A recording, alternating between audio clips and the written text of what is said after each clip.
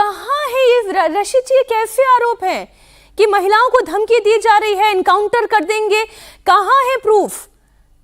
ये वीडियो जैसे सर्कुलेट हुआ और टीएमसी जैसे इस वीडियो को सर्कुलेट करिए, बाकी वीडियो भी निकाल कर दिखा दे। ये जो जहांगीर खान की भाषा है, क्या ये प्रत्याशी की भाषा है? मीनाक्षी, देखिए, बहुत दुर्भाग्यपूर्ण बात है और उसकी पूरी न सिर्फ निंदा होनी चाहिए बल्कि इलेक्शन कमीशन को उनके खिलाफ कार्रवाई करनी चाहिए। दो तीन बातें और भी हमें इसके संज्ञान में लेनी चाहिए साथ में, क्योंकि हम जब बात करते हैं चुनाव की और उसकी जो चुनाव के समय की स्थिति होती है उसमें थोड़ा सा संवैधानिक बातों को भी समझना चाहिए। हमारे संविधान ने कभी भी, जो संविधान निर्माता थे उन्होंने कल्पना नहीं की थी कि इस समय इस तरह की स्थितियां होंगी। तो जो सेंट्रल फोर्सेस होती हैं, जिन्हें पैरामिलिट्री फोर्सेस भी कहते हैं, जैसे जिसमें सीआईएसएफ, सीआरपीएफ, बीएसएफ, तमाम चीजें शामिल होती हैं।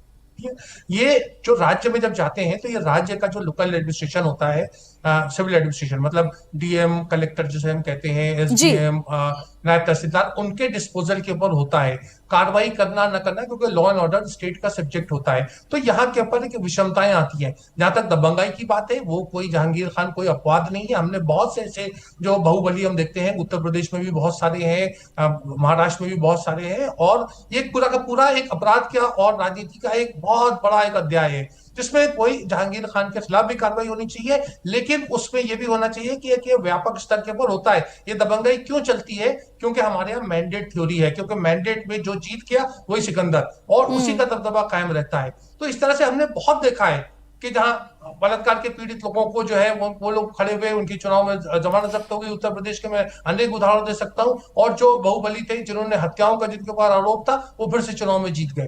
तो ये तमाम चीजें होती है, बंगाल उसमें कोई अपवाद नहीं है। बिल्कुल, आप ठीक कह रहे हैं, ये बंगाल अपवाद नहीं है, लेकिन ये चर्चा, जी जी जी, इसमें कोई दो राय नहीं है, लेकिन इसका जिम्मेदारी तमाम राजनीतिक दल और व्यवस्था के ऊपर है। और इलेक्शन कमीशन का कोई इसका रिकॉर्ड नहीं है कि 21 में कितने लोगों के खिलाफ कार्रवाई हुई थी, या 16 में कितने लोगों पर कार्रवाई हुई थी, या 11 में कितने लोगों पर कार्रवाई हुई थी, या महाराष्ट्र में, उत्तर प्रदेश में कितने लोगों पर। नहीं, मैं तो सर सबसे बड़ा उदाहरण ये रख रही हूं, बाकी हमारे सहयोगी भी अलग अलग क्षेत्रों में हमारे साथ जुड़ रहे हैं। पवन, इससे बड़ा एग्जाम्पल और क्या हो सकता है कि गृह मंत्री अमित शाह को यह कहना पड़े कि पोस्ट पोल इलेक्शन के बाद भी 60 दिनों तक सीआरपीएफ के जवान तैनात रहेंगे, क्योंकि 2021 के बाद जिस तरीके की हिंसा हुई थी वो भयानक थी। कैसे लोगों को अपने घर से पलायन करना पड़ा, कैसे लोगों को अपने बीवी बच्चों के साथ घर छोड़कर भागना पड़ा। क्यों? क्योंकि उन्होंने बीजेपी को वोट दे दिया। आज ये बदलाव है, या मैंने आपकी पूरी रिपोर्ट देखी, बदलाव और ये जो बरकरार की आप बात कर रहे थे, वो कितना गहरे तक आपको दिखाई दे रहा है? आप जिस इंपल्स की बात कर रहे थे वो कितना दिखाई दे रहा है? देखिए मीनाक्षी, अगर आप इन बयानों को बौखलाहट के तौर पर देख रहे हैं तो आप शायद गलत एसेस कर रहे हैं। यहां पर लेफ्ट के काल से पॉलिटिकल वायलेंस से भरी हुई है, और जो टोलेबाजी, क्लब कल्चर, दादागिरी यहां पॉलिटिकल हेरिटेज में मिली, ममता बनर्जी ने उसे और ज्यादा फाइन ट्यून कर अपने लिए इस्तेमाल किया गया है। जब आप कहते हैं कि दक्षिण बंगाल ममता का गढ़ है, उसमें पोल स्ट्रेटजी और उनकी अप्रोच का ये अहम हिस्सा रहा है। अभिषेक बनर्जी के बयान को आप देखेंगे तो बंगाल के अलावा पूरे भारत में आपको ऐसा बयान नहीं सुनाई देगा। पूर्वी बर्धमान में गया 16 सीटें हैं, बीजेपी ठीक ठाक वोट पाई, लेकिन 16 की 16 सीटें टीएमसी ने जीती। पोस्ट पोल वायलेंस में 4 लोगों की मौत हो गई।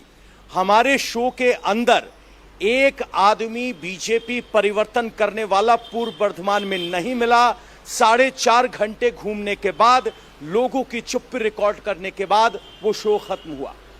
ऐसे हालात में ग्रामीण इलाके, डायमंड हार्बर का वो इलाका जहां हल्दिया और गंगा सागर है, नदियां ज्यादा हैं, रोड कनेक्टिविटी कम है, पुलिस प्रेजेंस कम है, वहां पर इन धमकियों का मतलब सिर्फ धमकी नहीं होता, मौत का फरमान भी होता है। और सीआरपीएफ भले ही कोशिश कर रही है, लेकिन सेकंड फेज के चुनाव में डर के इस फैक्टर को नकारा नहीं जा सकता। जिस रिपोर्ट की आप बात कर रहे हैं, बदल या बरकरारी, वो शहरी इलाकों में की गई थी। ग्रामीण इलाकों में पॉलिटिकल वर्ल्ड फोर्स आज भी हिंसा का इस्तेमाल करती है, और वो अभी भी डिटरमाइनिंग फैक्टर है, भले ही इलेक्शन कमीशन कितने ही